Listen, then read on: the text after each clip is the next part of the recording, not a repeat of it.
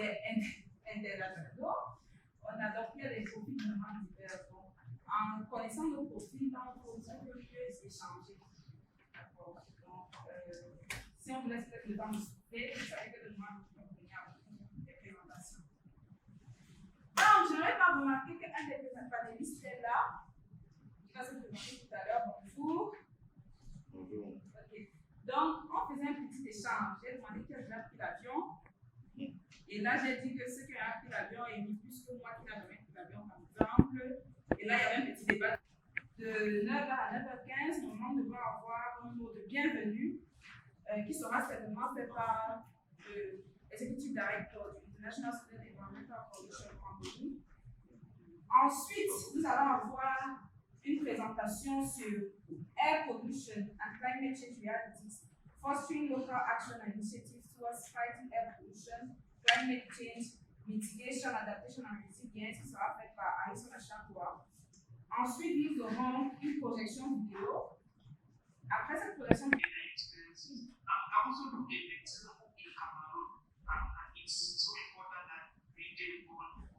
So that is what I just have to say, and I hope that some of the members of that discussion can actually take it.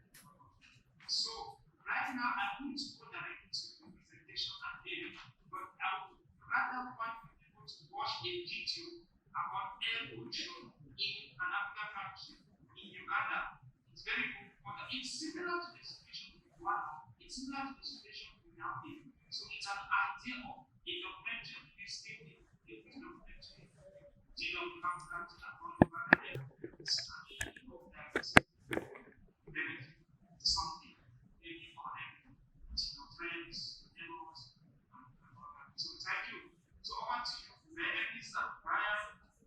So the video can go on and then after I can come back to the presentation. all right.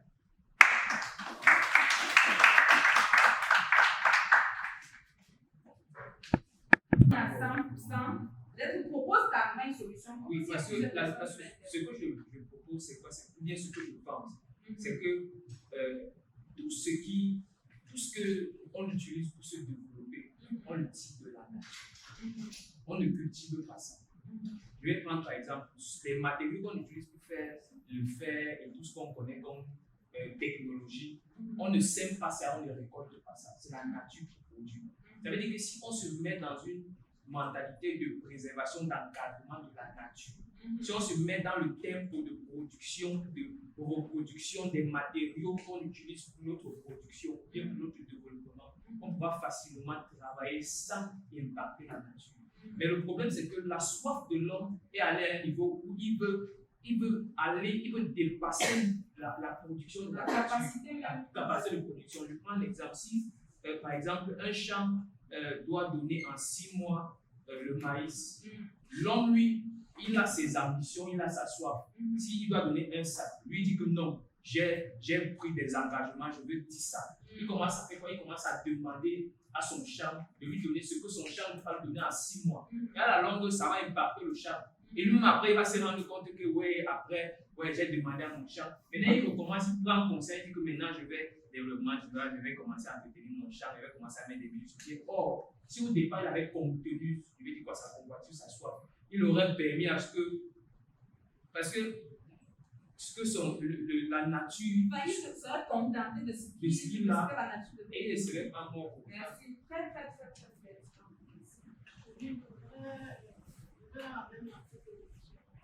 En fait, on ne nous dit pas de ne pas nous développer. Il faut se développer. Mais notre modèle de développement doit être différent de celui des Occidentaux. De nos jours, les Occidentaux sont en train de revoir leur façon de se développer.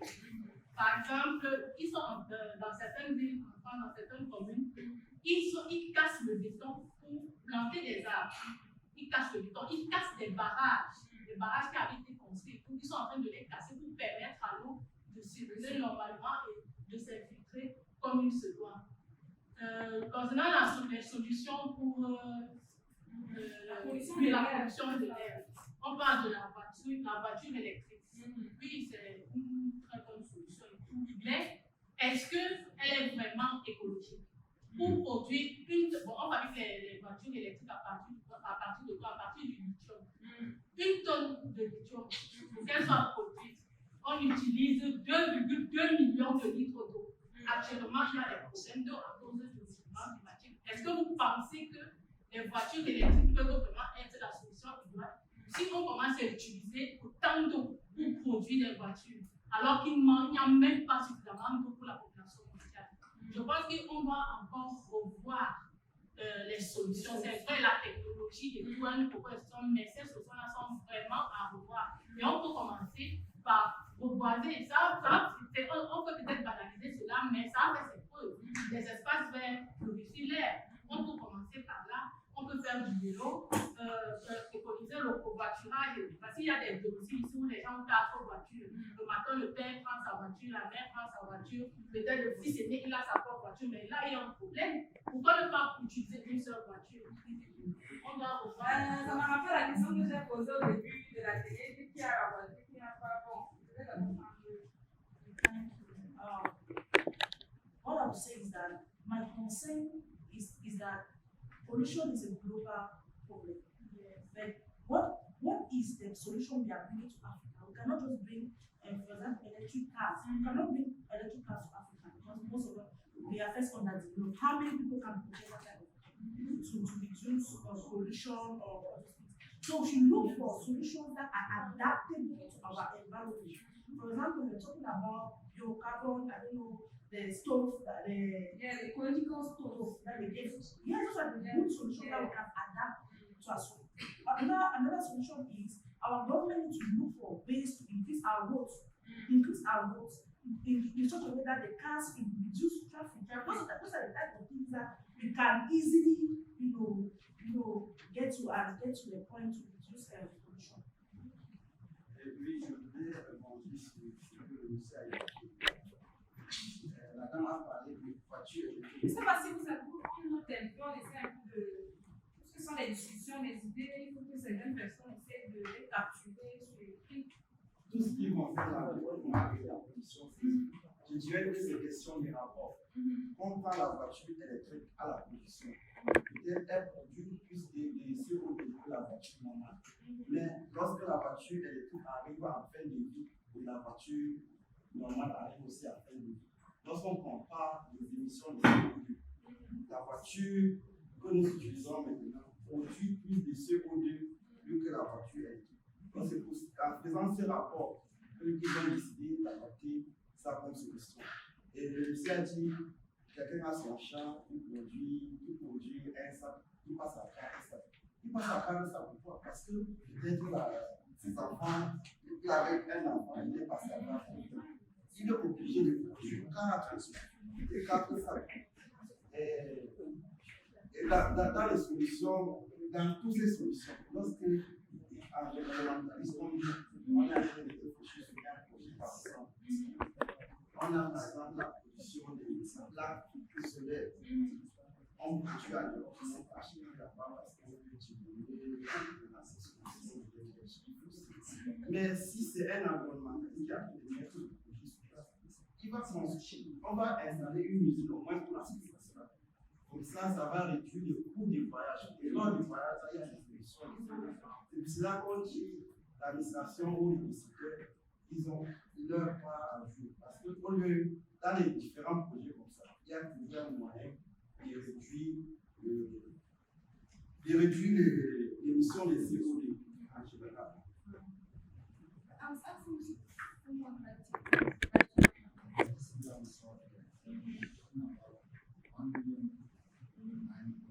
I just saw from someone I researched that in 2017, we have more than 18,000 people dying In Cameroon.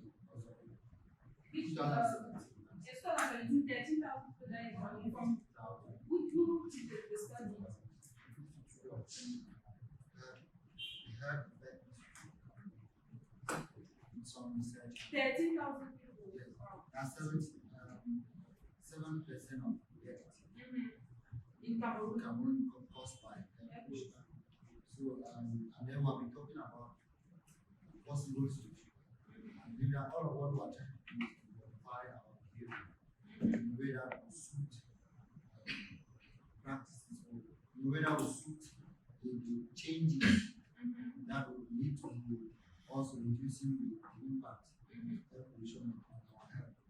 And what I realized is that most of what we are proposing is good, but we are leaving out the aspect of beliefs, because when we talk about behavioral change, we have three things. We have people having the knowledge, then what they believe in, and then if the beliefs are positive with respect to the knowledge, we are going to see that the practices that we carry out very environmentally friendly. And all of what we are saying, we are leaving out the aspect of many people know those things, they have the knowledge, but the practices that they carry out are not matching what the environmentalists are proposing, because they don't believe in what we have just had that 1 million. How many of us live in the 1 million statistics that are given? We don't believe in it, and that is where the problem is. So we should be focusing on how to make people believe in those statistics that are given. Many of us have not had the opportunity to be able to carry out research to actually see for ourselves, and it becomes a problem, because if we are not able to believe what they are saying, I believe that we will have very little on modifying our practices so that we can actually do things that match the environmental. If we work from the premise that Africa is so far the least polluting in the world, I think the advantage that Africa has now is to take advantage of the solutions that the West is already adopting and it's working. I'm one of the advocates for what is called carbon pricing, because only less than 5% of all of the waste, the pollution capacity of households, like what we were showing the women using charcoal and all that, is only constitutes less than 5% of the mass of pollution. So it's very significant compared to the industries and you know what I'm talking about. So what is working? Canada has succeeded to implement and to enact and implement what is called the fossil fuel non-proliferation treaty. By enacting it, companies that are polluting the most are paying. So no one wants to spend money. So they're adopting policies that are less polluting to be able to evade the tax to not pay high on pollution. Japan, Canada, and a couple of other countries have been able to cut their carbon emissions by 10% within 5 years through enacting the fossil fuel non-proliferation treaty. I think African countries, Cameroon inclusive, should really look towards that direction, because those are the big boys. Those are the people that are actually polluting. My grandmother telling my grandmother not to use charcoal stove or whatever, I think is very insignificant. But then for the common man, we need to focus on environmental education more and more. We insist on that, especially with the younger generation, because mindset change, it's difficult to change someone's mindset when they're all grown up, when they're already big. To change your mindset is difficult. So environmental education, adapting new tools. These days, if we use music, for example, to sing in the ears of youngsters that, oh, don't do this, if you do this, this is what the air quality will be like, they will keep it in your mind as they grow up. You can easily adapt. I use a very short anecdote to get us to understand how important it is for us to actually keep sensitizing the population. I was working on a project in the far north region where they were looking to build toilets in communities where they discovered that when you go on the streets or in bushes, you see feces, people defecating on the street. And civil society organizations thought, the solution directly was just to come and build toilets for them. And when we built those toilets, we realized later on that people were not using the toilets. I'm just using so we understand mindset. They were not using the toilets, they were instead defecating outside. So we came to understand that we need to understand the mindset, the culture of the people.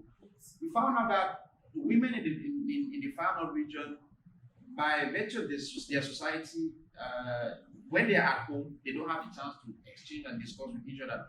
So it's when they leave in the morning to go and fetch water, when they're straight out the chance, they get a chance to discuss with each other, that most of the times they get a chance to go and defecate and do stuff like that. I'm using this example so we understand that we need to actually get to understand our culture before adopting environmental friendly principles. That's what I wanted to say. Excellent, thank you. Parce qu'il faut de la mesure utile. C'est comme ça que l'Africain est. Si on n'est pas dur avec lui, il ne s'aligne pas. Mais je ne sais pas si c'est réellement effectif ou pas, je ne sais pas. Par exemple, moi, dans mon quartier, je bagarre tous les jours avec mes voisins parce qu'ils viennent piger. On habite au bord de la route. L'autre rigole, c'est moi qui la nettoie. Je nettoie même tout le quartier, on m'appelle les enfants. Oui, mais les gens viennent, ils jettent les déchets là. Chaque jour que j'ai à payer, je ramasse. Ils viennent tout jeter. Ils urinent là et tout. Quand je leur dis que ça ne se peut pas et tout, oh, c'est sur le territoire camerounais. C'est la mairie qui dit que vous êtes malade dans votre le territoire camerounais comment. Et c'est comme ça que vous respectez votre territoire. Pourtant, s'il y avait donc des mesures punitives, c'est que si on t'attrape en train de faire telle ou telle chose, tu vas soit payer une amende, soit tu pars un peu en séjour, soit tu ne sais pas quoi. Ça allait faire que les gens changent un peu de mentalité. And it was crazy. People were dying. I mean, they even stopped straight for walking. People were basically restricted from leaving their houses. In the same way that is happening. You can see the situation in the UK was so crazy. I watched some videos and I was like, if someone is saying that climate change is not real, I mean, it's people are tell you otherwise. So there's a lot of skepticism about climate change, especially in the US and that I know of and some parts of Europe. Well, some of these realities of climate change that is meeting us at our nose, it's actually something that people cannot refuse. I was in Spain and someone showed me a video in France. People were in the pool, they were swimming at the beach, and just next to the beach there was a forest. And because of the heat waves, the forest was seriously burning. You understand? Heat waves is exacerbating forest fires, is making the life unbearable, diseases across Africa. And of course, we can also know that heat waves are prominent in Yaounde nowadays. I mean, there are some days that the temperatures are really high in Yaounde. Lagos, across the continent, we face some of this reality. So, the climate, of course, changing. You see this one, this is wildfires in North America, wildfires in Australia. A whole city can burn and you can understand. So you must link some of these things to air pollution. You can imagine the amount of carbon dioxide, sulfur dioxide, and all the gases that are released into the atmosphere during wildfires, which is from heat wave. So heat wave is actually exactly anticipating things like wildfire and the rest. And it's not only in Europe, in Africa. East Africa has the worst drought in 50 years this year. You look at what is happening in Kenya, look at what's happening in Somalia, and the realities of it are crazy. Even in Cameroon, if you look at what is happening in Cameroon, some of the realities of it are at our nose. So we cannot say climate change is not really, climate change is a hoax. So a lot of people, there's this convention in Europe and maybe in the US. You know, the US is polarized. These are some of the realities. And just of recent in Pakistan is one of the countries that is mostly highest prone to climate change. And there was recent monsoon rains, floods happened in Pakistan. 33 million people were displaced. 33 million people lost their homes in Pakistan. This is Pakistan here. And Pakistan is in the global part of the global south. Pakistan contributes 4%, not up to 4% to global emissions, but they are worst hit by climate change. You can understand 1/10 of Pakistan is underwater. These are the realities of climate change that happen around us and around the world. So this is, I watched a video about the flooding and it was really sad. It's a sad reality. That's why you hear now we talk about loss and damage from climate change. So these are some of the things that are really excellent. And this thing brings a conversation. If you've not heard about Pakistan, maybe you can read about the flooding in Pakistan. It's been devastating. A lot of people died and people displaced and all these things. Hopefully, the Paris Agreement is one of the audacious things that world leaders have ever done to set a global framework to avoid dangerous climate change by limiting global warming to well below 2 degrees Celsius and pursuing efforts to limit it to 1.5 degrees Celsius. This is what was decided in Paris. 2 degrees Celsius, 1.5 degrees Celsius. If for those who do a lot of climate science and climate change, you will know the difference between 2 degrees Celsius. And as our world is where we stand now, our world is not on track to meet the Paris Agreement. If we don't take, kind of audacious measures. People are making a lot of commitment, carbon neutral by 2060, but Paris Agreement is not on track. We are not on track to meet the goals set at Paris Agreement. So this is something that this conversation is amplifying the voices of activists in Africa. And I'm really excited about what the COP27 will mean for us, Africa. The agricultural sector, transformation in land use sector, transformation in industrial sector, transformation in energy sector. It actually works on the 5-year cycle, increasing our ambition to climate action. And one important thing about the Paris Agreement, the whole thing is that in 2020, countries submitted their plan for climate action known as NDC, National Declaration of Contribution, committing to reduce their greenhouse gas emissions. So that's an important component that we can look at. Countries are committed through their NDCs, how they want to reduce emissions in the various sectors. Cameroon, lucky enough, our country is so good, it's so nice.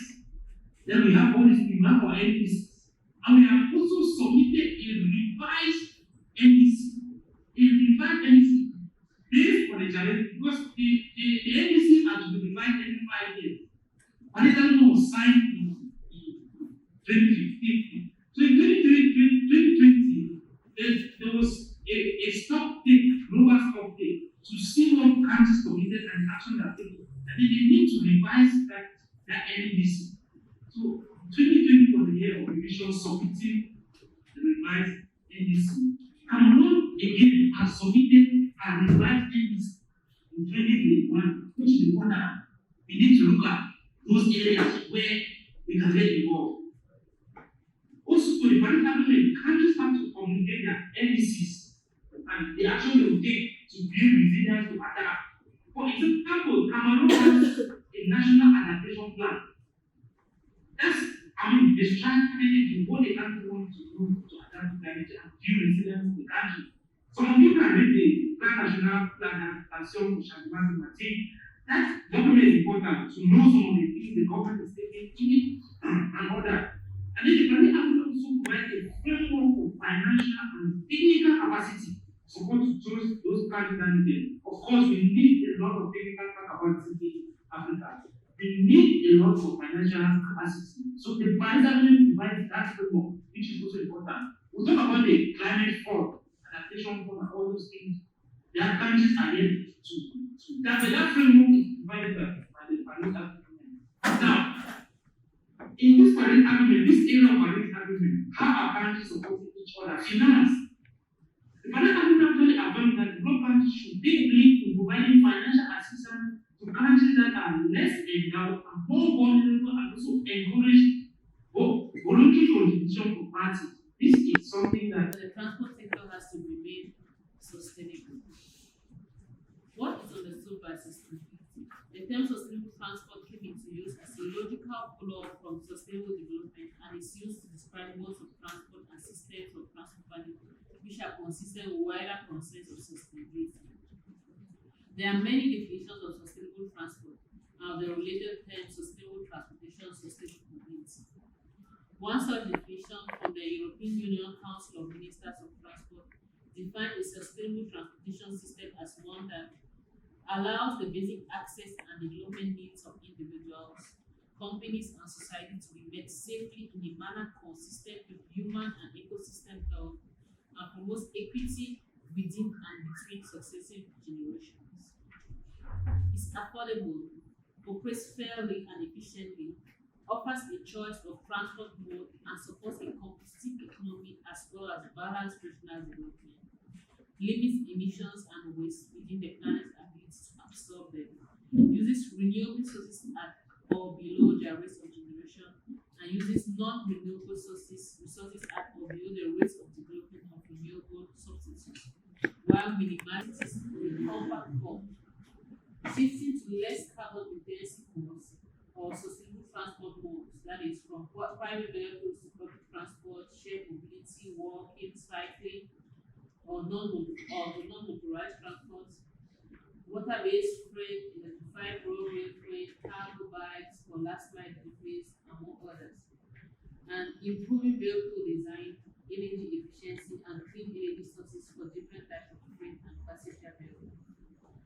Go easily without having to park for long distances. Rural and interurban mobility services have to be low emissions and focus on the need of the users in order to improve access. When we talk of access here, we think mostly of social inclusion as in big cities, public transport can be available, but people will not feel safe taking them. Mostly ladies, for example, due to aggressions and not even physical, but just the verbal aggressions tend to restrain the access of everyone to transport. Walking, cycling, and transport have to be the priority of governmental bodies. Well-managed transport demand reduces kilometers and tires. Electrification drives low carbon land transport and puts the most sustainable modes first. Pricing and fiscal policy guide market forces and together with finance, channel public and private funds towards the most sustainable transport services. Digital technologies increase access and transport efficiency.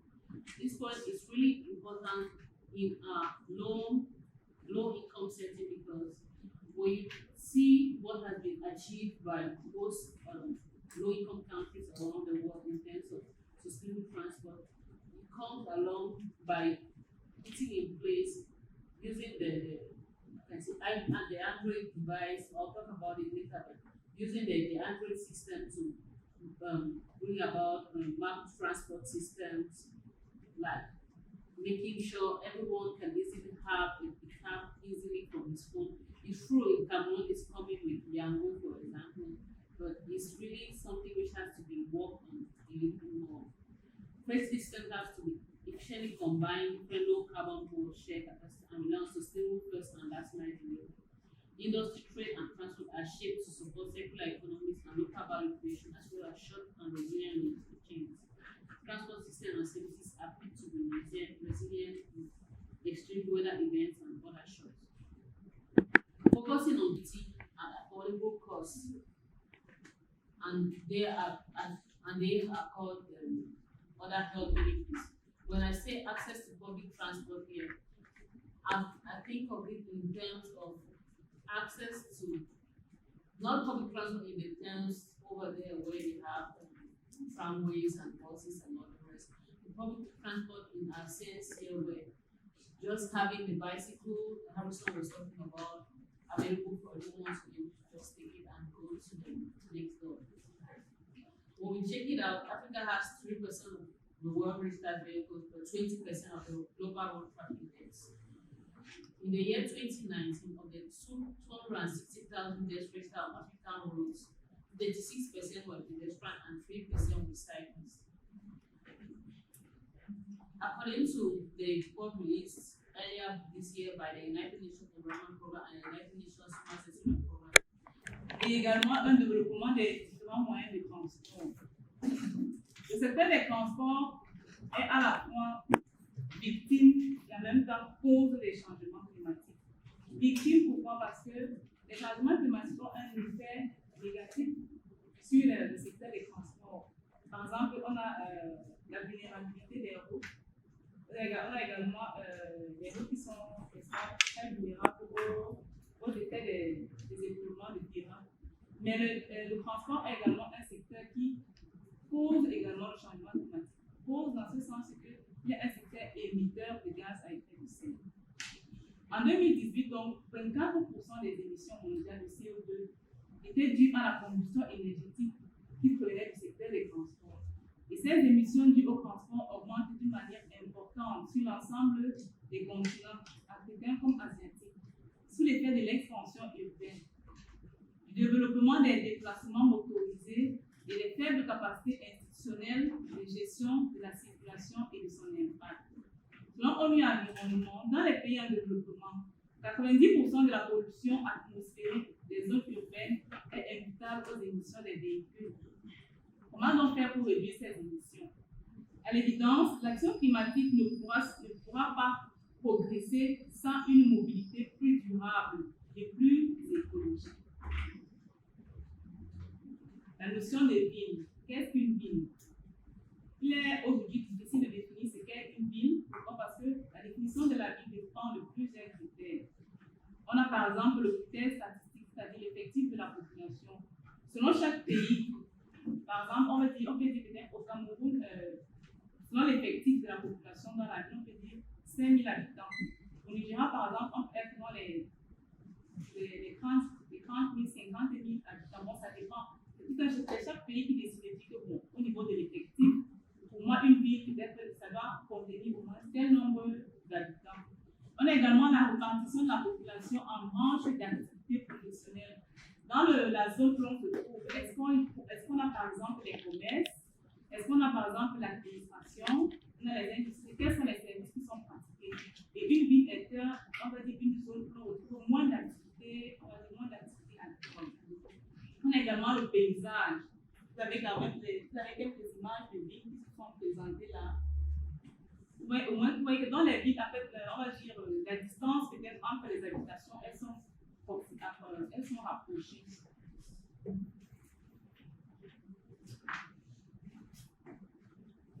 Le transport durable, je pense que ça a été la thématique de la panéliste qui est passée avant moi. Dans les technologies, n'est-ce pas, qu'il faut mettre sur pied pour les émissions de gaz à effet de serre dans les villes. Il faut également donc faciliter ou permettre les déplacements aux individus dans les villes, des déplacements qui préservent l'environnement. Et il est également question de faire donc de la décarbonation un atout de développement socio-économique. Il est bien vrai, on dit qu'il faut préserver l'environnement, mais maintenant, ce qu'on ignore, c'est que avant les années 90, n'est-ce pas, les classes étaient se chargeaient dans les transports urbains. C'est-à-dire qu'il y avait la structure qui assurait le transport urbain dans les camps. À l'époque, on n'avait pas encore les motos, comme ça a pris l'ampleur aujourd'hui. Et avec la crise socio-économique, la structure a dû payer à 94. Pourquoi la pluie qui recevait de l'État a été rompue. Il y a également les pièces de rechange qui sont devenues chères. Également les routes, la détérioration des routes. Ce qui fait que pour entretenir maintenant le transport urbain, le transport en commun, c'est devenu très difficile. Et il y a donc d'autres moyens. Vous voyez qu'il y a entre-temps, il y a d'autres sociétés qui sont lancées dans le transport urbain, mais après, ça n'a pas marché. On a eu ici, je pense, c'était en 2015, 2016, aujourd'hui même, ici, ne fonctionne pas, les bus sont en arrêt. Vous voyez un peu. Ce qui fait qu'avec donc, il y a également eu cette libération du secteur du transport urbain. On a maintenant eu les motos-taxis qui sont venus. C'est normal qu'il y a les jeunes qui ne travaillent pas, ils ont fait des études, ils sont sans rapport. Beaucoup sont même reconvertis en moto-taxi. Bon, il faut les secteurs, il faut, n'est-ce pas, en pensant à la décarbonation sera également donc, que cette décarbonation nous apporte, n'est-ce pas, des emplois, par exemple, que ça puisse combler le secteur manque d'emploi qu'on a au niveau des villes. Et comme moyen de l'élaboration d'une ville, nous avons le développement des réseaux fluides et le développement des réseaux fluides et le désengorgement des villes. Par exemple, la poste santé, il y a des secteurs ayant de vous à certaines heures écartées. C'est pas si l'un de vous passe souvent sur la ligne Hawaï, il y a des heures d'affaires en soirée, c'est vraiment même parfois dans la poste santé, il y a des moments où la circulation est non praticable. Bon, si nous on a déjà pu adhérer à ce qu'on appelle le plan durable, pourquoi pas les autres? Le sous-estimement faut aussi la capacité des autres de s'aligner à ce qui pourrait être bien. Donc, le Cameroun ne sera pas toujours le Cameroun qu'on pense, il peut devenir beaucoup mieux. Nous sommes d'accord, non? Donc, je ne sais pas qu'on apprécie pas le plus. Donc, logiquement, maintenant, on devrait passer à la discussion du panel, c'est-à-dire tous ceux qui ont présenté tout à l'heure, on s'asseoir, on va les bombarder des questions. D'accord? C'est-à-dire toutes les questions qu'on a dans la gorge là, ça c'est le moment. Mais juste avant, on va laisser Steve faire une petite présentation qu'il a prévue. Après ça, directement, on passe à la discussion de panel. Il va s'occuper aussi de prendre une question de sa présentation. Donc, Steve, tu as quelques minutes. Ne te mets pas la pression, mais pour te dire que voilà, c'est vraiment quelques minutes. Donc, on t'écoute. Voilà le titre. Moi, j'ai trouvé à l'intérieur trois thématiques. C'est pas, on m'a mis dans le transport et on a mis également rôle des acteurs dans la communication climatique Cameroun. Je pense qu'il arrive à gérer le côté politique. Voilà. Donc, je vais essayer d'aller un peu dans le fond de la chose, parce que là, il y a des mots essentiels que vous retrouvez dans la présentation là, le titre. Vous avez ici favoriser l'action, RU, transport, on a déjà parlé de transport plus durable, on va parler du rôle des régulateurs. Si on parle de régulateurs, ici, ce n'est pas l'État, ce sont le gouvernement, le gouvernement, et les acteurs. On parle des acteurs, il y a les industries, les entreprises et tout. Dans la conduite de l'action climatique au Cameroun. Voilà. Maintenant, comment ces acteurs-là vont se mettre ensemble pour travailler. Ça, ce sera le point de relation. Alors, moi, j'ai fait des images. Hein. Pour moi, ce sont des images. Vous avez la première image là. On parle là de l'éco-énergie et de côté, on parle de pollution. Vous voyez bien que là-bas, c'est vert. Tout ce qui se passe là-bas, on utilise des énergies renouvelables. Voilà. Vous voyez qu'à la place, en haut là-bas, à la place des nuages, vous voyez les nuages qu'on a ici. Donc, vous voyez les petits nuages là. Je ne sais pas si les petits nuages là, c'est ça qui donne la pluie, mais je ne suis pas sûr, parce que les nuages qui donnent la pluie ne viennent pas de ça. Voilà. Et quand vous regardez le côté, vous voyez pareil. Vous voyez également aussi cette forme de nuage là, ce sont deux là. Ce sont deux là qu'on appelle exactement ces polluants-là. Elles viennent partout. Vous avez vu mon petit bonhomme là, il est en train de prendre son vélo, donc il s'amuse. De l'autre côté, il y a les voitures de transport, là, il y a les feux de brousse. Voilà, il y a l'industrialisation, il y a les émissions volcaniques et tout. Donc, en fait, l'image, c'est pour expliquer que la pollution de l'air, et que la nation, cette nation-là, ce mouvement-là, c'est l'illusion qui est dangereux parce que là maintenant, voilà, il y a des impacts là, et c'est pas bon pour la photosynthèse et la respiration. Voilà, donc évidemment aussi. Bien, alors, ça c'est un domaine que j'aime bien. C'est pas, c'est intense, je n'aime plus faire les PowerPoint sans mettre une formule. Si je n'aime pas une formule, sans que je n'ai pas fait quelque chose. Bon, ici, AOD 40 signifie accumulated ozone exposure over a threshold of 40 part P. Voilà, donc vous voyez bien que par P million. Donc vous voyez bien que il y a cette manière également aussi de calculer donc l'impact que vous donne sur l'environnement de la culture. Voilà, mais c'est pas de calculer ce paramètre-là. Il faut tenir compte des autres paramètres parce que là, par exemple, de mon exposition de mémoire, l'examinateur m'avait un peu bloqué sur ces choses-là. Mais bon, comme c'était ma chose, je l'ai prouvé par la visibilité dans l'Est. Je connais de quoi je parle, donc je sais pourquoi j'ai dit ça. Voilà, on va continuer. Bien, alors, la favoriser l'action maintenant. Ok. Bon, vous allez voir que c'est le dernier, voilà, ce dernier slide. Je n'ai pas voulu ici commencer à dire qu'il faut mettre les actions et tout. Non. Moi, je ne veux pas mettre les actions à faire ici parce que là, on va aller sur le terrain. Vous faites ça. On va aller sur quoi? J'ai dit quoi qui?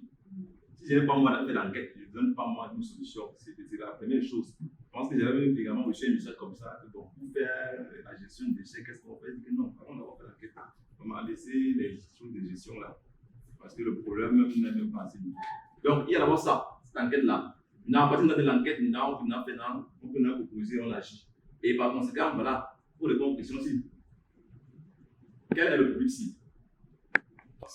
C'est le nerf parce que à ce niveau-là, chacun y a sa mentalité. Hein.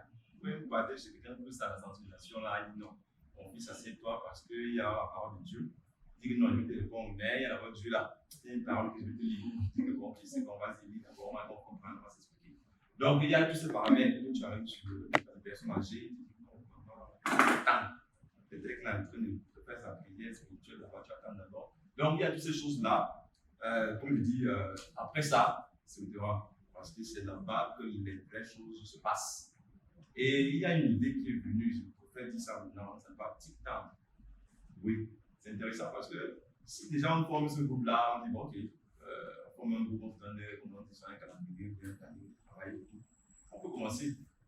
Donc, comment on développe et après, ce qui suit, forcément, il y aura l'adhésion et puis on pourra voir la chose et donner encore plus d'ampleur à cela. C'est-à-dire, comme même souvent, plus il y a la masse critique, j'essaie des trucs que je mets voir les idées, si il y a la masse critique, il va appeler le matériel que j'ai, voir les gens qui dérangent le là. Appelez-moi, les gens là, ils viennent me parler un peu parce que là, comment ça m'émue. Donc, il y a toutes ces choses-là qu'il faut prendre en considération, surtout quand ça concerne ce côté particulièrement parce que, voilà, je vais finir par la fin.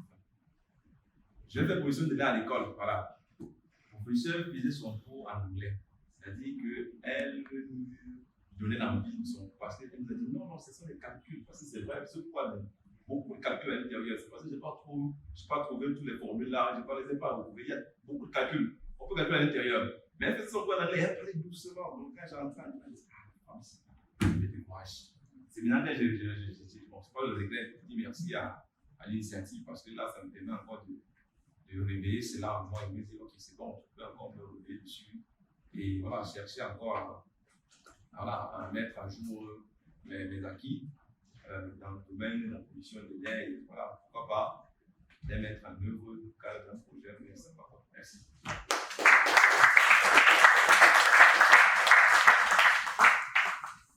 Donc, merci beaucoup Steve, c'était peut-être le meilleur pour la fin, ta présentation était très très enrichissante, honnêtement. Tu as soulevé des choses qui sont peut-être le fondement même de cet atelier. Et vraiment, félicitations, vraiment, j'ai beaucoup aimé. Je pense qu'on va en discuter des calculs que tu as montrés là. Moi, c'est intéressant, surtout ceux qui s'intéressent un peu avec la recherche. Je pense qu'il y a tout un pan livre bien vide dessus au Cameroun. Je pense pas qu'il y a trop de recherche. Comme Ariane a dit tout à l'heure, il n'y a pas vraiment des données sur la pollution de l'air au Cameroun. Il y a des travaux, il n'y en a pas beaucoup. Donc, ceux qui s'intéressent pas à la recherche, peut-être puisqu'on parlait de mobilité tout à l'heure, est-ce que lorsqu'il y a un événement comme la Coupe du Monde, les Jeux Olympiques, ou l'activité carbone, ça forcément implique, est-ce qu'il y a des études sur la chose? Est-ce qu'il y a des propositions également par rapport à cette empreinte? au Cameroun, au niveau puisque tout ça a un impact aussi sur les changements. Études sur l'empreinte carbone. Est-ce qu'il y a une autre question? On va passer celle-là. Oui. I have a question. Yes. What is the difference between net zero and carbon neutrality? What's the difference between net zero and carbon neutrality? C'est pris. Les deux questions sont prises. Les deux questions sont prises.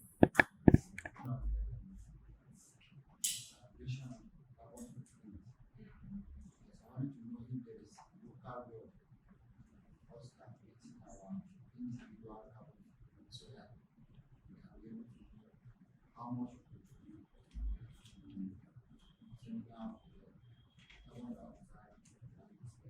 Je pense qu'Ariel en a quand même parlé de comment calculer son empreinte carbone personnellement, comment avoir son empreinte carbone de manière individuelle. Donc, on prend la. Je pense que ça va être la quatrième question. C'est que c'est la 6. La 6. Ariel parlait de droit d'assise, c'est ça. Ok. Droit d'assise. Donc là, vraiment, tu as une question peut-être orientée à une personne en particulier, qui correspond à la présentation d'une personne. C'est plus de préciser. Alors, Ariel, tu as pris une question, c'est ça? Ça fait 4. Hein? On prend 4, non? Ça fait 4 questions. Ça fait déjà 4. Ok, donc après on va prendre une prochaine fois. Donc, chers panélistes, évident qu'il y aura une grande empreinte. Et puisque les gens vont voyager, c'est que le transport aérien sera mis en place, il y aura le transport routier, il y aura même aussi le transport ferroviaire, il y aura même le transport ferroviaire. Maintenant, il y a des bateaux qui sont déjà en route pour le Qatar. Bon, c'est tout à fait normal qu'il y aurait une empreinte carbone sur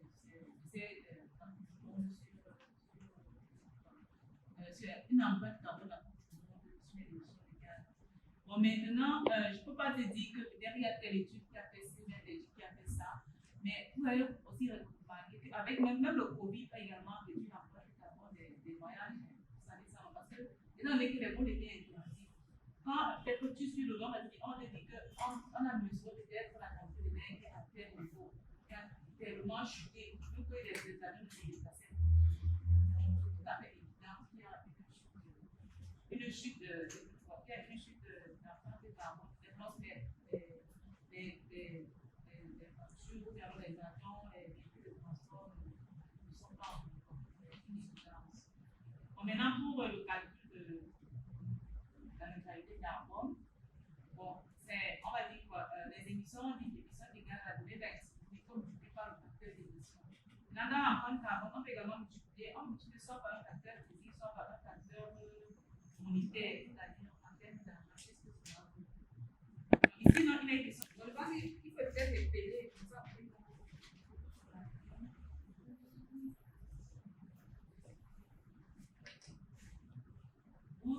La fondation Route Planète, il y a également l'outil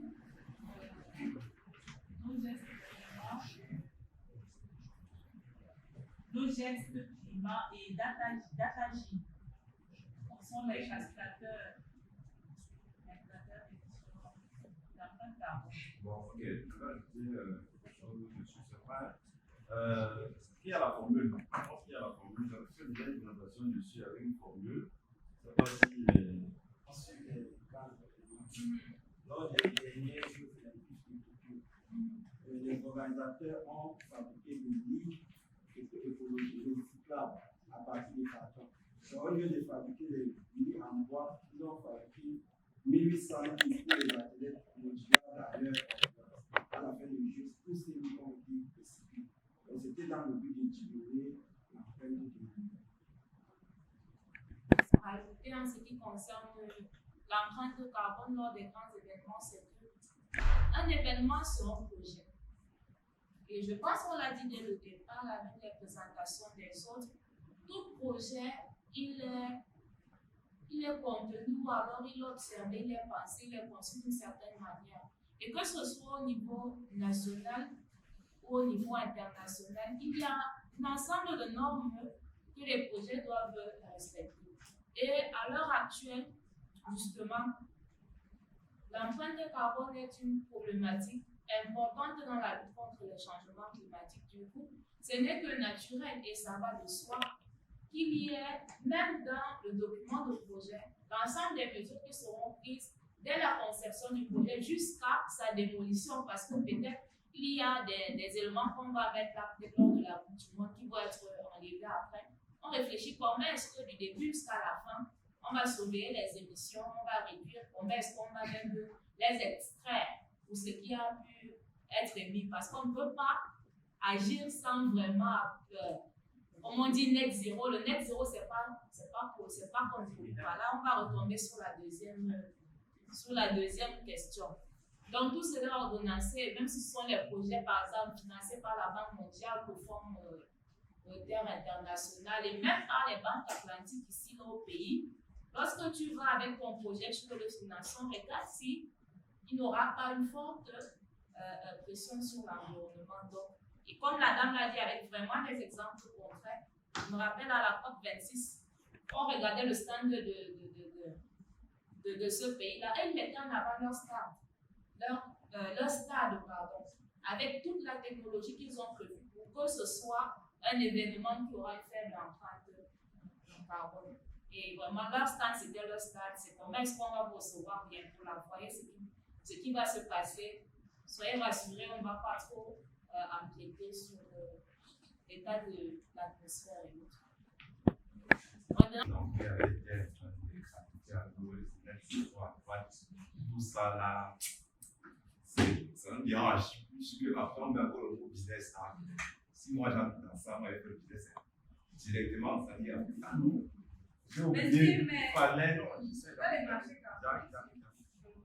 Alors, le plus important, c'est la conscience. En fait, si on est conscient de tout ça, ce sont des choses qui peuvent être accomplies. Parce que dès que vous devez ça, il veut dire tout c'est. C'est pour ça qu'il dit tout sur le terrain. C'est-à-dire que c'est ici que ça se passe. C'est-à-dire quand quelqu'un nécessite au business, c'est créer des usines avant, tout ça.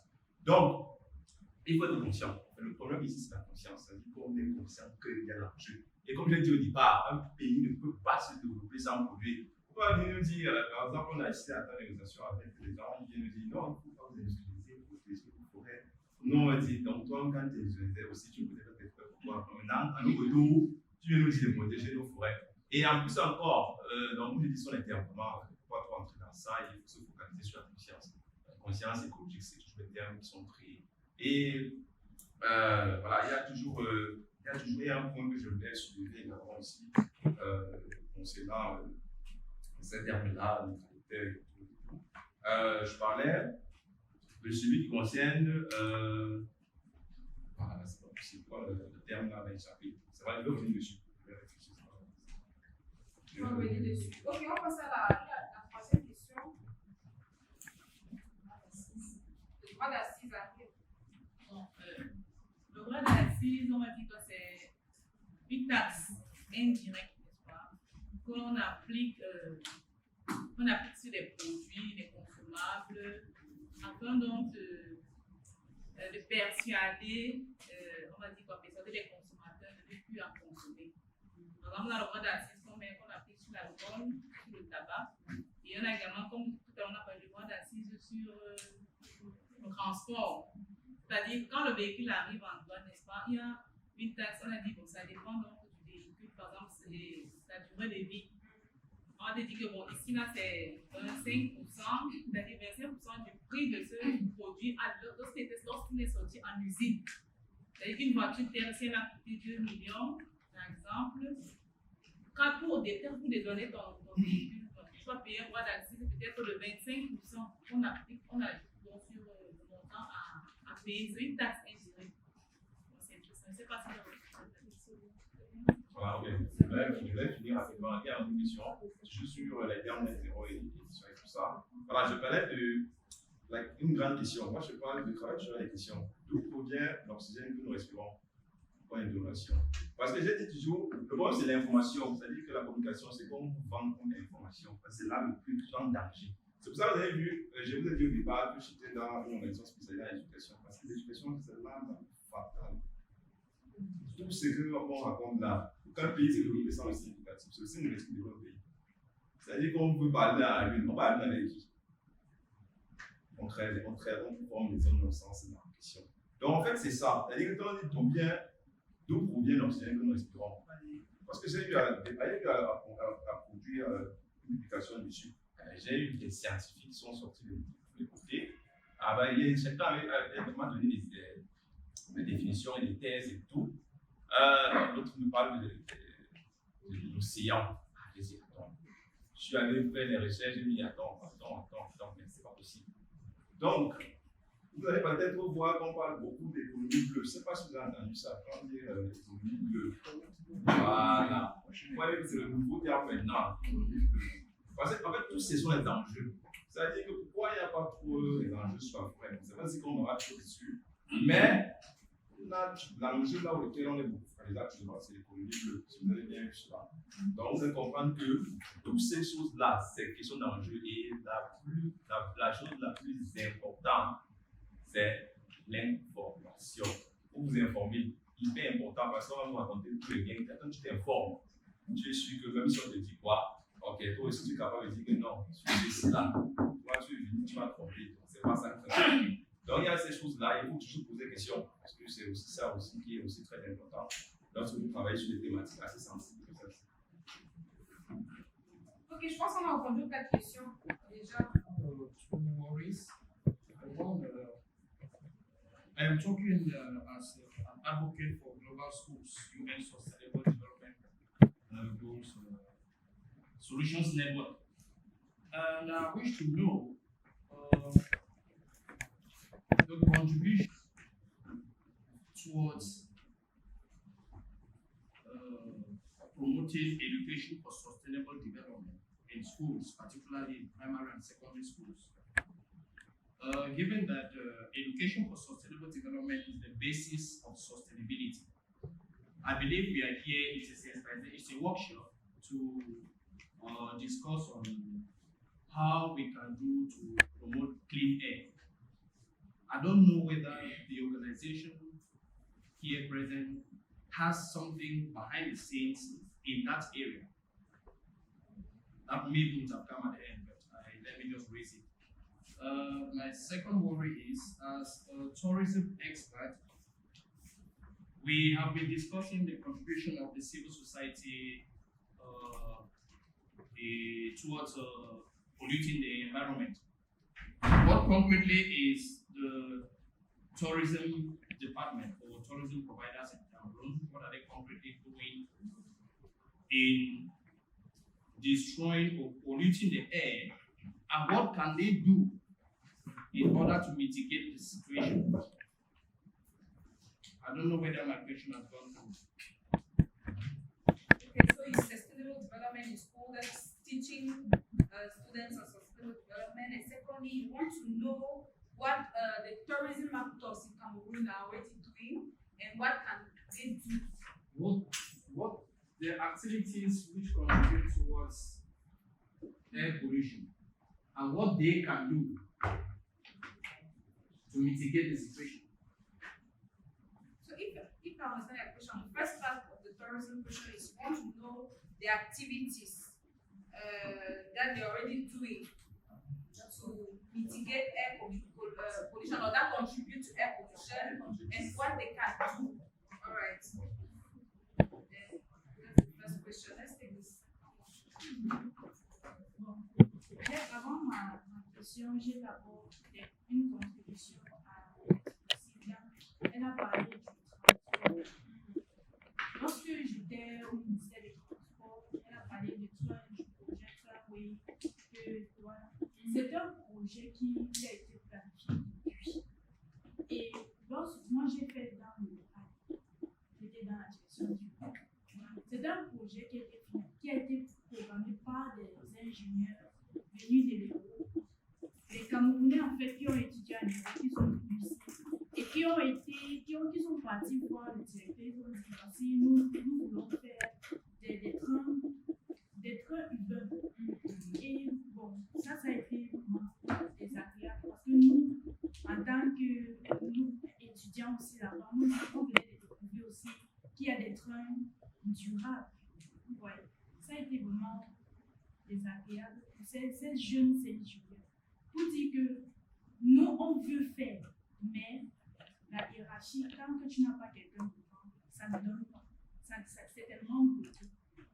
Parce que je connais, on a fait tellement de recherches sur le terrain.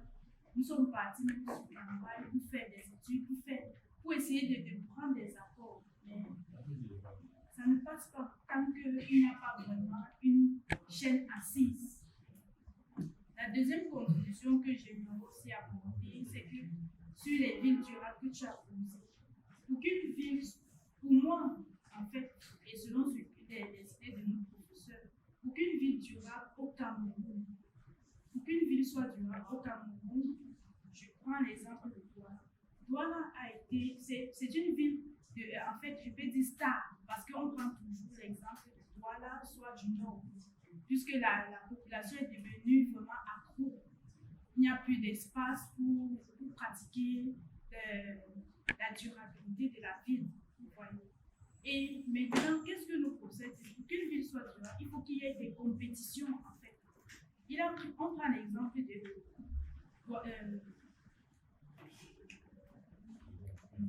je ne sais pas si c'est Nouvelle. Comment est-ce que les maisons sont bâties là-bas?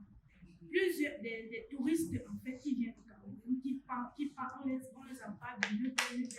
Lorsqu'ils arrivent, ils voient que les maisons sont en fait durables. Pourquoi? Parce qu'ils ont respecté la culture, l'espace et c'est aussi propre. Mais dans d'autres secteurs, c'est, je sais pas, il y a une ville qui est quand même à la une. Voilà. Il y a une ville, une seule, un quartier, voilà, un quartier. Je ne sais pas si c'est. Non, il y a un seul quartier, j'ai que c'est vraiment de marque. C'est vraiment de marque. Lorsque les touristes viennent. Non. Lorsque les touristes arrivent au Cameroun, ils partent dans ce quartier-là. C'est vraiment cher. Ça prouve qu'il y a de la concurrence. C'est ça. il y a de la concurrence. Vous voyez. Et maintenant, si on prend l'exemple de Yaounde, il faut que nos maires, nos communautés, nos chefs de quartier, eux aussi fassent de même. Ils font de la concurrence entre les villes. Si par exemple, Emana, ou bien Mindon, ou bien Bastos, par exemple, même Bastos, on parle beaucoup de Bastos parce que on sait qu'ils sont les grosses, les VIP et tout. Vous voyez, c'est la concurrence. On n'en retrouve pas trop d'inondations. On ne parle pas de Bastos dans le sens d'inondation, mais on peut parler des ligues dans le sens d'inondation. Vous voyez ce que je vais assimiler. Donc, si on veut parler de ville durable, il faut aussi qu'il y ait compétition dans les villes. Donc, que les maires et les chefs de quartier essayent de s'accorder pour faire de la compétition afin que la ville soit écologique. Je comprends aussi de parler de les politiques, ça existe déjà. Il y a les concours, les quartiers les plus propres, les concours des villes les plus propres. En tout cas, là, ça fait partie des solutions. J'aimerais d'abord qu'on prenne les questions parce qu'on n'a pas de temps en fait. Vas-y, droit. Donc, je veux revenir à ces solutions qu'elle a proposées. La question c'est. Et maintenant, pour ma question, que pensez-vous de l'urine? Parce que l'urine, c'est un truc. Qu'est-ce qu'elle pense de l'urine? L'urine. Parce que dans quel sens? L'urine comme pollution de l'air. Parce qu'il y a les asthmatiques que lorsqu'ils absorbent seulement l'urine, ça devient une maladie. Ça devient C'est bon. Merci beaucoup. Donc, on prend la troisième question. Of how urbanized the world is becoming, especially Cameroon, you cited. I'm so curious. Douala, when we talk Cameroon, Douala, Yaounde, that's all. What's happening with decentralization? Why can we not decongest this city instead of thinking of building tramways and trying to decongest this or develop the city? Why don't we, when you leave Douala to come to Yaounde, there's vast forests, we see Cameroon, you see a very underdeveloped. Why don't we think of decentralizing? Those people are going to lose cities because of opportunities. Why don't we instead think of, okay, we can, instead of building those tramways and doing all that, let's get these people out of here so that they can be freer and let's do it. It's just almost thinking. You're asking if the solution to this air pollution can it be actually making the towns like we need people to move out of towns and go to places where they can. Making more smaller cities. Okay. So creating other cities. And no, that's not what it is. It's more of these other cities, these other areas are still virgin. We can practice all of these things there. Yes. All right. Why don't we just go there and build those cities the way we want? The sustainable activities that are composing should go to places that are still virgin. And encourage people to go and live. La question est qu'ils n'ont pas développé en fait, des endroits reculés qui sont encore bien entre guillemets. Est-ce que c'est pas là-bas qu'on devrait plutôt concentrer les efforts de durabilité en fait? Voilà, donc ça c'est la troisième question, pas la quatrième question. Ma question, elle a plusieurs volets. Essayons d'être précis et concis. J'ai dit tout à l'heure que vraiment, essayons d'être point camerounais. Il faut être précis et concis, c'est-à-dire poser la question d'acte. Chacun des panélistes, mais comme vous savez, ça fait plusieurs questions. Je vais poser une question à et ma question va dans le même sens que mon frère tout à l'heure. Lorsque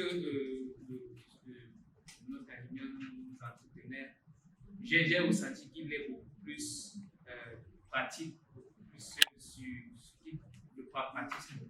Et moi, j'ai une préoccupation, et j'ai toujours eu cette préoccupation, c'est au niveau de la qualité de la sensibilisation. Quels sont les moyens comment est-ce qu'on doit faire passer la communication pour qu'elle soit bien reçue? Parce que lorsque on échangeait tout à l'heure, le but c'est il ne suffit pas de nous demander de nous informer. Il faudrait qu'on sache comment utiliser la bonne information qu'on a reçue.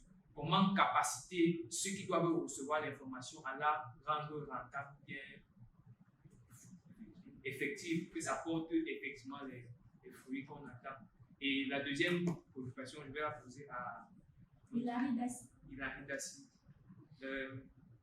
Au Cameroun, je ne sais pas quelles sont les mesures politiques ou diplomatiques qui sont en vigueur pour, je vais dire, ce sont des mesures dissuasives pour pouvoir faciliter un environnement implémentable des solutions qu'on va proposer. Parce que tout à l'heure, notre collègue disait tout à l'heure que moi j'ai par exemple travaillé dans le projet de train. J'ai travaillé dans notre projet, le projet de vidéosurveillance, celui qui est installé actuellement. Et effectivement, on rencontrait des problèmes de procédure. On n'arrivait pas à arriver jusqu'au bout de nos idées parce qu'il y avait toujours quelque chose qui bloquait. Maintenant, on ne connaît pas de manière politique ou bien nous ne sommes pas des juristes ou bien quels étaient les outils, les moyens. Et même lorsqu'on se rapprochait des personnes qui étaient outillées dans ce volet-là pour nous accompagner, à un niveau, il y avait toujours quelque chose qui bloquait. Donc, est-ce que le Cameroun a vraiment assis des moyens dans ce domaine-là pour permettre à l'environnement du développement durable au Cameroun d'être épanoui? Merci, ça fait 4 questions. Talking about the contribution of ISEC towards addressing the climate problem or addressing the air pollution problem. First of all, I would like to call upon your attention that ISEC, being an organization, was created or was thought of to make an organization as ISEC. One thing was to actually motivate and mobilize youth to take action. And looking at the contributions that ISEC has towards air pollution and climate change, we have taken an aspect which concerns raising awareness.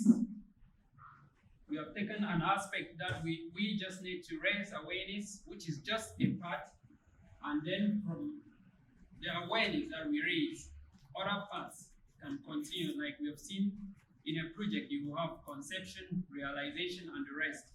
We have just taken a part. What we do is just raising awareness.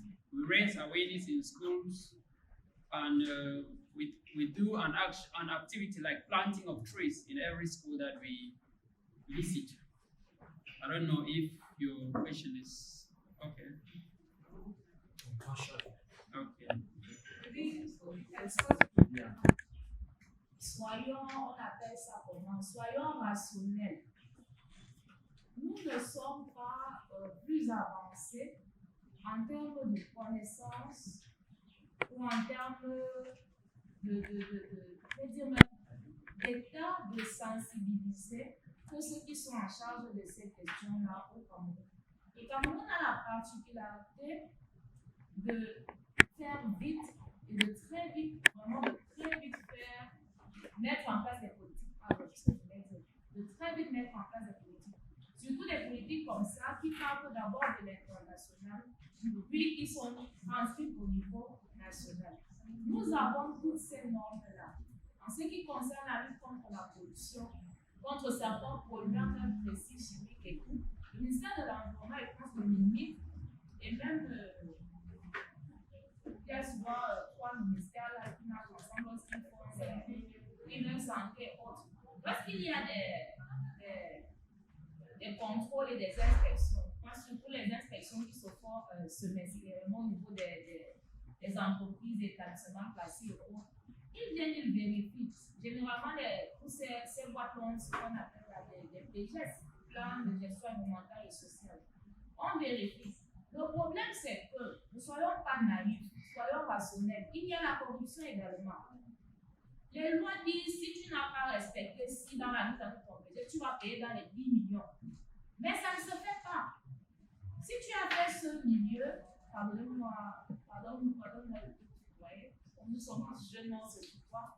Si tu as fait ce milieu, tu te rendras compte du fait qu'à un moment, tes boss pourraient se retirer avec ceux qui sont venus faire le contrôle. Après, tout le monde va sourire. N'est-ce pas? Parce que quelque chose s'est passé là-bas. Pour dire, ne vois pas ce que tu as vu ici, n'écris pas ça là-bas. Et après, moi-même, j'ai eu à faire un stage au ministère de l'Environnement. Nous sommes là pour la sensibilisation, donc on peut dire certaines choses. Moi, j'ai vu, il y avait un ensemble de non-conformités que l'on a relevé, même au niveau de campagne. Et après, on dit juste au prochain passage, j'espère que vous allez respecter tout ce qu'on a écrit là. Tout le monde rentre content. Mais on sait que la corruption se fait. Et la norme a vraiment mis des mesures dissuasives lourdes. Les paiements d'amende sont énormes. Mais on n'arrive pas à ces paiements parce qu'il y a la corruption qui est en dessous. Pourquoi il y a la corruption? On va te dire que les fonctionnaires sont mal payés, et ci, et ça, et ci, et ça. C'est un gros chantier. Maintenant, pourquoi justement ça n'avance pas, toutes ces questions-là? En réalité, c'est la vraie question. On dit que les Camerounais sont intelligents. Les Camerounais sont brillants. Même nos grands qui sont là-bas, eux, ils sont brillants, ils sont intelligents. Et j'aimerais dire quelque chose, c'est mon point de vue, mais je ne sais pas s'il y a quelqu'un de plus sensibilisé que les agents fonctionnaires dans tous les domaines, surtout en ce qui concerne le développement durable. Parce que pour mettre en place n'importe quoi, il y a ce qu'on appelle des projets readiness. On les forme, tous ces gens-là vont en Corée, ils vont dans n'importe quel pays high-tech dans le monde.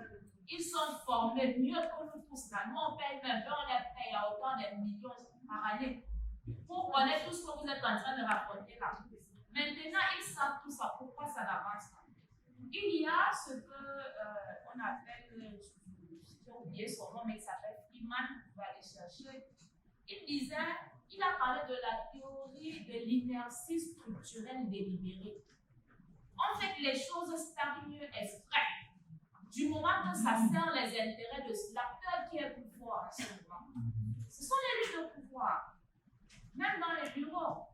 Parfois, tu as un dossier, mais ça tarde là, mais quand un plus fort accélère ton dossier, bizarrement, ça passe.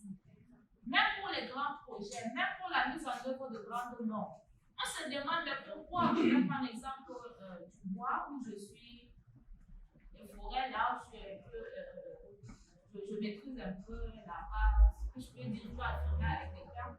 Il y a ce qu'on appelle par exemple l'APD-FLEC, qui est un accord de partenariat volontaire qui a été signé entre le Cameroun et les pays de l'Union européenne pour faire en sorte que tout le bois qui va aller là-bas, on doit voir c'est le bois légal. Mais les gens se demandent, depuis qu'on injecte de l'argent, plus de 10 ans, plus même de 15 ans déjà, on ne parvient pas à avoir un seul résultat. Mais quand tu vas mener les enquêtes, tu vas te rendre compte que même ceux qui sont là dans les réunions pour dire vraiment pourquoi ça ne marche pas. Quand on finit la réunion là, il parle à l'autre, ça ne va jamais marcher. Il a pu se voir ça comme ça. Ça n'avance pas. Chacun à son niveau, expressément fait que la chose n'avance pas. Pour que ça avance, il faut quoi? Je reviens sur la question que tu as posée là, également sur comment sensibiliser les autres. Il y a un mot très important que l'on appelle le lobbying. Quand c'est plus fort que toi qui vient te dire je veux que tu fasses ça, tu vas le faire. Il y a des lois qui, même des décrets, même des arrêtés, on écrit, on attend que des réformes sortent, ça met long là parce que justement tout le monde se colle les têtes avec ça n'avance pas. Mais quand un plus fort en tant que mec, quand il y a un truc comme ça là qui tarde alors, ou bien un plus fort dit à celui-là que mais pourquoi ça tarde? Pourquoi tu peux faire ça? Ça avance. Quand il colle la main sur la table là-bas, lui il va cogner en bas, allez, le texte va sortir, vous allez sur quoi on a déjà signé. Il y a la réforme sur les forêts, on dit ça fait combien d'années? On a fait ça depuis, mais ça ne sort jamais. Pourquoi? Ce sont les intérêts des uns et des autres. Et à notre niveau là, tu ne vas rien dire. C'est facile d'aller parler aux enfants dans les salles de classe. Ils sont réceptifs, demain ils seront des décideurs, ils vont peut-être agir. Mais quand tu viens parler à un vieux monsieur, je ne sais pas, ou bien même une jeune dame comme moi, même si moi je suis assise au ministère, tu vas me dire des choses, je les connais. Peut-être j'étais même là quand on commençait à parler de ça. Tu ne vas pas m'informer. Si ça n'avance pas, c'est parce que nous vivons également dans une société, on dit anonyme. On ne sait plus où se trouve la norme, on ne sait plus comment est-ce qu'agir bien pour servir le pays. Ce sont des questions, ce sont des mots. Tout le monde se bat. Je ne veux pas dire que tout ce qu'on fait, ça ne sert à rien, non. Ne soyons pas pessimistes. Mais il y a toujours quelque chose. Tu peux avoir ce qu'on vient de dire là, tu as un esprit créateur. Tu peux faire un truc demain, ça peut toller dans le monde entier. Grand Barak a sorti sa musique. Est-ce qu'il savait qu'il allait sortir de son village et il dit qu'il faut. Chacun peut faire un truc dans son coin qui change le monde. On ne sait jamais. Et les jeunes, justement, avec des mouvements comme ça, là, on sait qu'il y a des choses qui sont préfabriquées. On sait qu'il y a ce qu'on permet de dire, ce qu'on ne permet pas de dire. On sait que si on devient même dangereux, on va vous dire arrêtez un peu. Mais lorsqu'on peut faire, il faut faire. Et dans ces administrations-là, généralement, c'est comme ça. Il y a la corruption, il y a l'inertie délibérée, donc on fait que les choses stagnent exprès. Mais tout ça, ça obéit toujours à une certaine logique. Et là, il ne faut pas chercher ce qui est bien ou ce qui est mal. Parce que le bien ou le mal, c'est défini par les acteurs qui ont la puissance de l'ordre. Ah, c'est bon point.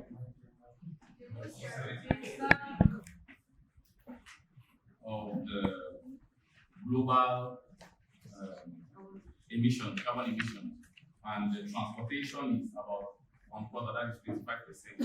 So we think it's very important to tackle it, to reduce the carbon emission. That is trying to go to the net zero. We know that it's quite impossible to attain the net zero, but we need to have some systems that will permit us to attain the limiting to extent to zero.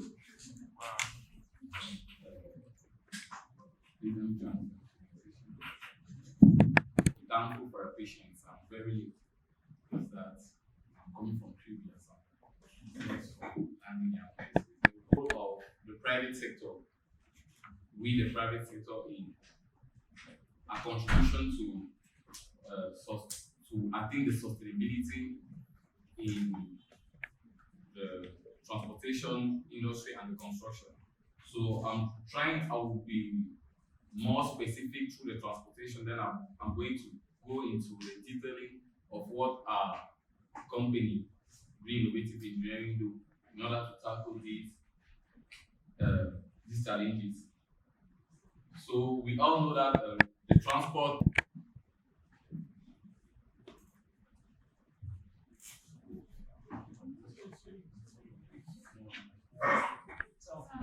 innovative solutions are like solar taxis, the red car you can see.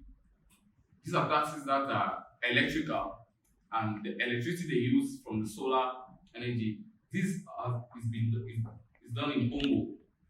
So they transform the car and they use non-solar panels to use it as a solar taxi. That they reduce the amount of pollution that will be generated by a diesel car. So we go to both out of plastic bottles.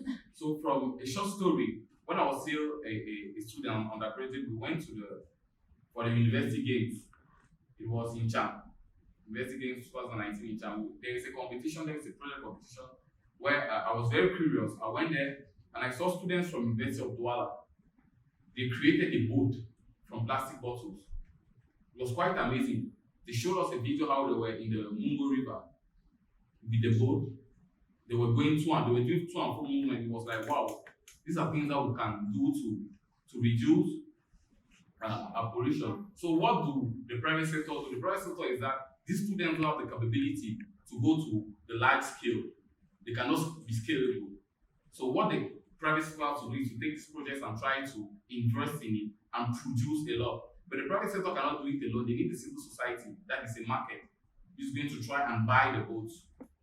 So that's why everybody goes together. So apart from that, we have road eco design. So although like for the consultation firms, we know that those designing our roads are not mostly the government. They bring in some consultants from some consultants. So those consultants need to come in with some better manner in which we need to design our roads, design our mobility. That is sustainable transportation. Bring out pathways for bicycles, bring out pathways for the already pedestrian pathways, but they are not really used. That's where people sell on the roadside. So we think the consultation firms need to go into the equation, bring out better solutions and adapt it to our context. That is the private sector. When they are being called to the government to help, let them come out with this solution, because not the government who think about the road, but that is the private sector. Now we need to ameliorate our carpooling. Carpooling, as they say in French, is covoiturage. That is what taxis are doing now. That is they pick everybody. They limit the quantity of cars that could be on the roadside. In some other countries, you are alone in your car, like what Yaounde is doing now, which is not good. We thought Yaounde could come with something like people are for booking for the same car, and it's going to reduce, because if people are it means 4 cars, so 4 cars polluting, which is a problem. So that's why we need to ameliorate our carpooling. So we need to, the private sector still has to create social activities to raise awareness on clean air. That's why I thank ISEC for what they are doing now, because they educate. And we think the private sector also, like what SRBC used to do during the environment, they will try to organize some activities to bring in clubs for them to talk to the civil society, which is very important. So that's what the private sector could do. That is for the innovative solutions. The technological solution, which is the one in which we invest a lot of money and which is very complicated, could be smart and connected vehicles. In Rwanda and Kenya, they're already working on it. There are some cities that are already being smart. All the cars are being connected, and for a particular day, they will pass the information at the use and say that we need 50,000 cars today. And for the 50,000 cars, since all of them are connected, they can send a signal out. You start from 1 to 4,999. So the 50,000 car will stop since they are connected. They can program it. And from that, you see that they control everything. They control all the cars that are in circulation. It's very important. Pollution sensors. We know many cities in developed countries have pollution sensors. They even have already solutions, because there is a German company, I've forgotten the name, they have what they call the moss plant. It's a very big apparatus that they place in cities, which uses moss to filter the air. They use pollution sensors to know in which quarter there are more pollution, and they install the moss plant. It's very important. We have road ecotech design. This road ecotech design permits the connection between the road and the cars, which is very important. And we have hydrogen fuel vehicles. I think we can do better research on that for us to understand it. Now, the third keyword was providing resources. We in the private sector, what should we do? The first thing is that there is no other sector than the private sector which has data. Government don't have data. The private sector has a lot of data. So what we have to do as the private sector, we need to put available those data for the students doing the research, for them to be capable to work and propose solutions. That's the first thing. The second thing is the environmental reporting. If you're in an industry and you pollute, don't be afraid. It's true that they are going to have some, they're going to sanction you, but you need to report. When they sanction you, they give you the alternatives on how you can do to reduce your pollution. So we need to do environmental reporting, that is reporting on a carbon emission balance and all the rest. Be it in any sector, any sector that is printing companies, brewery, transport, construction, we can do the carbon emission balance because we produce waste. Ameliorating the research and development departments. If we put at the beginning of the year in our private sectors, in our companies, if we put at the beginning of the year a budget to do more research on how we can cut off our pollutions, if we can really impact and accelerate the change towards sustainable transportation and sustainable cities. Financing research. Also, there's no sector which has money as the private sector. It is very easy for the private sector to go and have funds for research. And when they have funds for research, they have to finance it. Financing is not giving money for research, but it could be to take interns for the research. They could take interns and the interns will do the research for them and try to help them. So we'll talk about some stakeholders in sustainable transportation. We have the government, the private sector, academia, and civil society. As I said, the private sector, what they do is that they propose some better policies to the government in order to tackle pollution. The academia, after having done the research, propose solutions.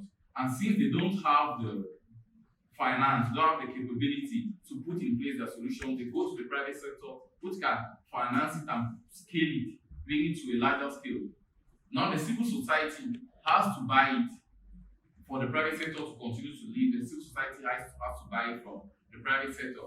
And the research, the data has to be collected from the private, from the academia to the civil society and vice versa. Also, the civil society has to give the feedback to the government about what the private sector is doing. So it's a mesh, it's interconnected. Now, I'm just going to talk about the Green Innovative Engineering company, what we do. As I said, we are a construction company. We conceive and realize buildings. But our added value is that we do the emission balance. So all those three keywords that I presented, we do that. So we have some innovative solutions. The innovative solutions that we have some innovative solutions that we put in place. We have some technology that we are working on it because it's not easy to be at the same level with the developed countries, but that's our objective, to be at that level, to be among the best in Africa. So and our resources, we bring it, we show our data, we publish them. So as we said, Green Innovative Engineering is just a startup which uses environmental tools, that is biophilia, biomimicry, and science. The houses we design is nature conceived. That is, we go into a plant, we look at how it functions, and that's how we can design our homes.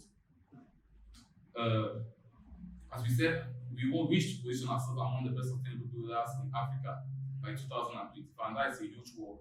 So we need a lot of resources, that is human resources and finance, which is not easy, but we are working on that.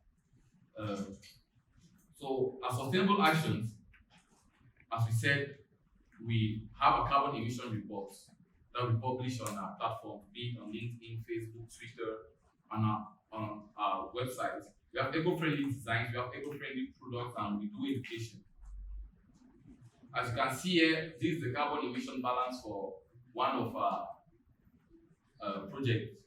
construction project in Chapoma, Douala, a 4-floor building, story building. So this carbon emission balance was for the foundation level. After the foundation level, we did a carbon emission balance on the waste that we produce, the resources that we use to construct. We did the gray energy and black energy use. We considered everything and we published the results. You can see that from this, what had to be produced if we use the common construction methods had to be 10.4 kilograms of carbon dioxide emitted. But what we recovered with our innovative solutions was about 50%, 5.162 kilograms that we reduced. So that's what we do. One of our innovative solutions is that during our construction phases, we try to separate the waste. As you can see there, we separate organic waste, PET, LDP, glass, all those things we bring out the percentage, and that's what permits us to do the carbon emission balance. We have eco-friendly designs. Here, this is the project I was in Kribi. I was supervising in Kribi, an ecological house. So we were the ones designing the house. Is in local materials, the energy from solar panels, the water from boreholes. We recycle the wastewater in order to use for domestic purposes. That's what we conceived. And now that's what we are realizing. Presently, we're already putting the wood on the house. So as I was saying, that's where I'm from now. So this wood is gotten from the Bindi. For those who know Kribi, the Bindi is just close to Kribi. So the air pollution due to the transport of our material is very low compared to the concrete that we use. That is, if we have to construct in Kribi using cement from Douala, because now they are still constructing the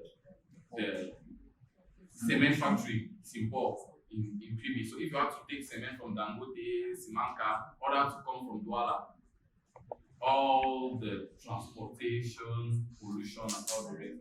So to our clients, we go into the context, we bring out the local materials, which will be very close to their construction site, and that's what we are doing now. So I thank you for your kind attention. Wow, this is excellent. I mean, I'm amazed. Seriously. Je pense que c'est vers ça que nous tous on essaye d'aller véritablement, vers ce type d'idée, ce genre d'édition. Je trouve ça, en fait, ça prend la permission. Je sais qu'il y a peut-être beaucoup de choses encore à faire dans l'entreprise, mais c'est wow. Déjà, qui font les. You're doing greenhouse gas injections for each project you do. You calculate the emissions and the emissions avoided. Wow, that's, je vous assure, c'est l'avenir en fait, cette entreprise vraiment. Je pense que je vais déposer ma candidature. Vraiment,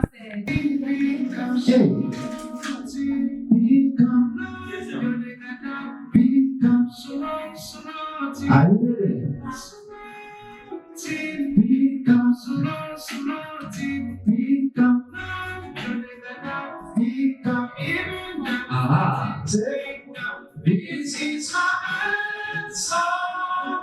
I'm singing for the planet.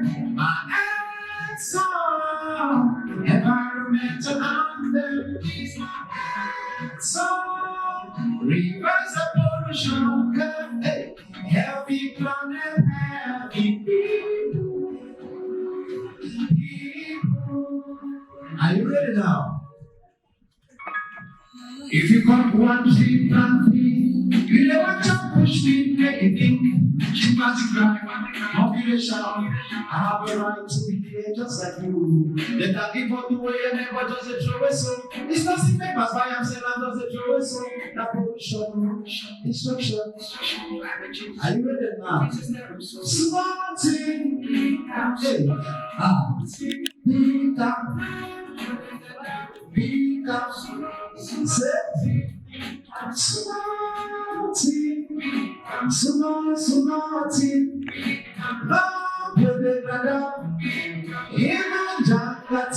Everybody say, this is my. I'm singing for the planet, my answer. Environmental anthem is my answer. Reverse the pollution, hey, healthy planet, healthy people. Are you ready now? Before now, Cameroon will be the home. Maybe the full sun, the shine normally. Now pollution. Because the floods have the time to read the sea and so. Inondation, la sécheresse. Quand on bouge à la déforestation.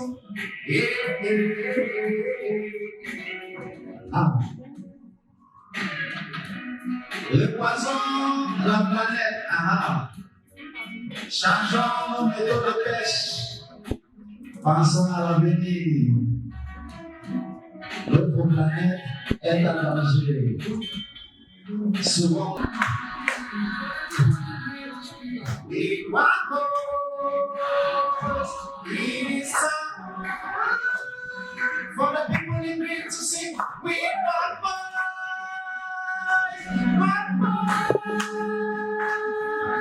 Hey, say. Team up, hey. Team up. Team up. Small team. Small team. Small team.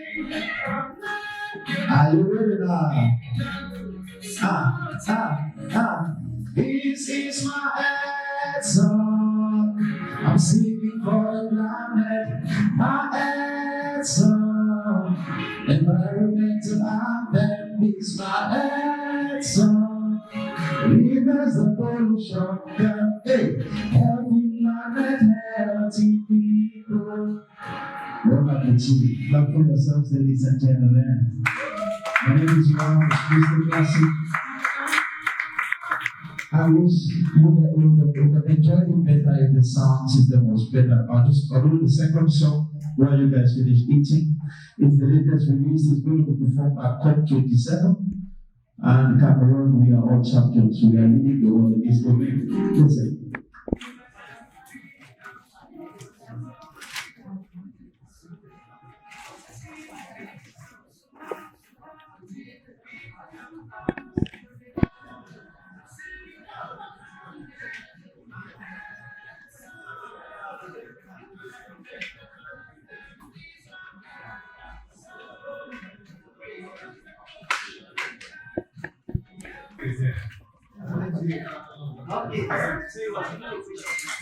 The initial reduction target for Russia has been